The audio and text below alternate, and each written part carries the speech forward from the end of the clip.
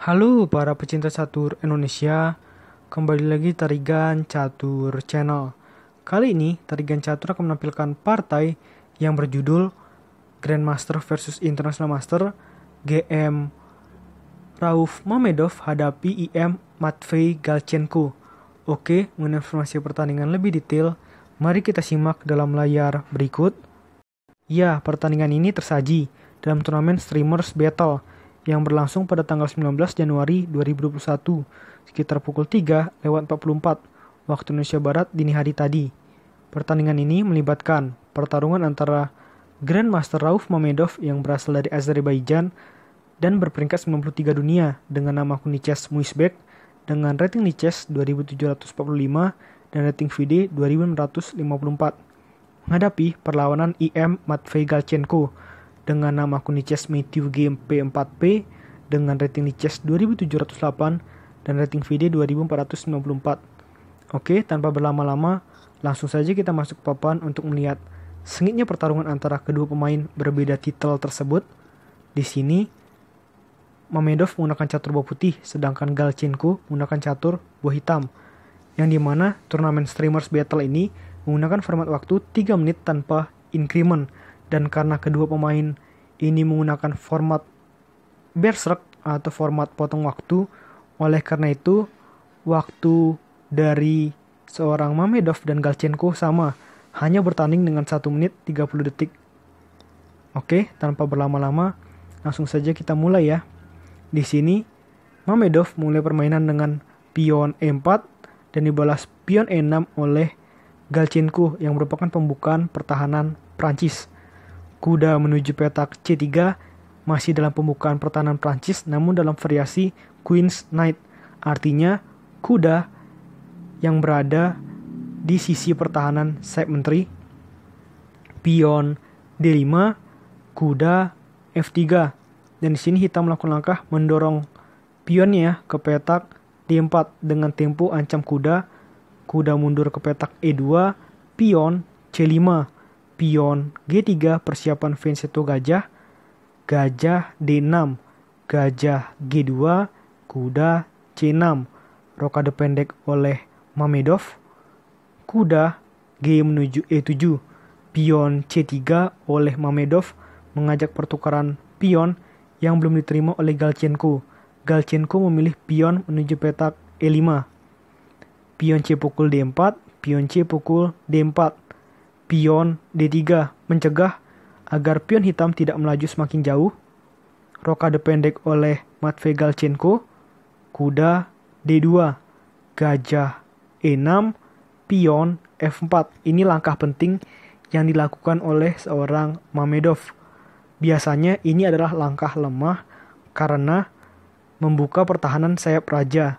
Namun kali ini adalah langkah penting karena hitam tidak mungkin melakukan langkah menteri menuju petak B6 karena tidak ada yang dituju dari langkah ini. Biasanya langkah ini diterapkan apabila pion hitam tidak ada di lajur D4. Dan juga jika dilangkahkan menteri ke B6 juga tidak ada fungsinya untuk mengancam pion putih karena pion putih ini masih dijaga gajah. Oke, kita kembali. Di sini yang dilakukan oleh Galchenko adalah pion menuju petak F6. Namun inisiatif dari seorang Mamedov tetap menyerang dengan pion menuju petak F5, ancam gajah. Gajah mundur ke petak F7. Pion G4, pion-pion putih maju terus ya untuk semakin menghancurkan pertahanan sayap raja dari Galchenko. Kuda B4, benteng F3, benteng C8, kuda C4, gajah B8 dan pion menuju petak G5. Dan disinilah kombinasi antara Galchenko dan Mamedov terjadi. Di sini Galchenko memilih langkah kuda pukul pion. Jika yang dilakukan oleh seorang Mamedov adalah menteri pukul kuda, maka ini adalah langkah buang-buang tempo karena ada gajah pukul kuda, menteri mundur, maka pion ke petak D3 mengancam kuda putih. Dan jelas pion hitam ini akan sangat merepotkan sampai permainan babak akhir. Oleh karena itu, di sini yang dilakukan adalah dengan benteng pukul kuda. Lalu gajah pukul kuda di petak C4. Dan di sini Mamedov menemukan langkah lain selain benteng putih kabur ya, dengan melakukan langkah pion pukul pion di petak F6. Apa yang terjadi apabila yang dilakukan oleh Galchenko adalah gajah pukul benteng? Tentu yang akan dilakukan adalah pion pukul kuda oleh Mamedov. Dan di sini terpaksa yang harus dilakukan oleh Galchenko adalah misalkan menteri pukul pion dan menteri pukul gajah.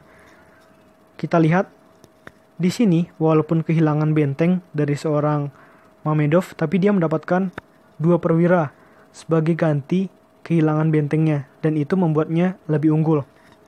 Oke, kita kembali. Dan di sini tentu yang dilakukan oleh hitam adalah benteng pukul pion. Yang di sini adalah yang dilakukan adalah benteng pukul pion.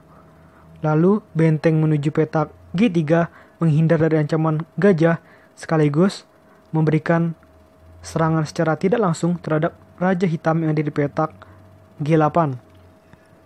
Menteri menuju B6, raja menuju H1.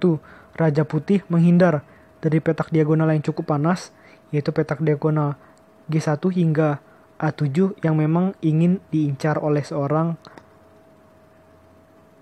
Galchenko. Menteri menuju petak A6 mengancam kuda putih 2 kali. Kuda putih mundur ke petak G1. Raja pindah ke H8. Gajah G5 ancam benteng, dan satu-satunya tempat terbaik untuk benteng adalah ke petak F7 dengan tempo menjaga kuda hitam ya. Kuda F3, kuda G8, kuda H4, gajah E2 ancam menteri. Menteri menuju petak B3 mengancam benteng. Lalu menteri menuju petak C4 menutup akses menteri terhadap benteng hitam sekaligus mengajak pertukaran menteri dengan putih, namun putih untuk sementara waktu menolak dan memilih langkah benteng menuju petak H3.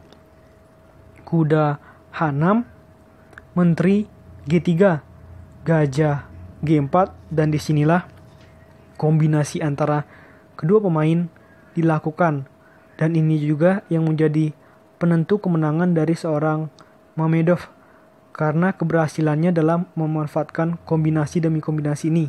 Yang pertama yang dilakukan adalah kuda skak di petak G6. Yang dilakukan oleh Galchenko adalah pion pukul kuda. Sebelum pion pukul pion, yang dilakukan oleh Mamedov adalah menteri pukul gajah, memanfaatkan kuda hitam yang terpaku ya oleh benteng putih. Pion pukul pion di petak F5, pion E pukul pion di petak F5. Benteng menuju G8, benteng menuju petak G1, menteri C2, gajah pukul kuda di petak H6, pion pukul gajah, benteng pukul pion di petak H6, benteng menutup di petak H7, benteng pukul benteng di petak H7, raja pukul benteng di petak H7.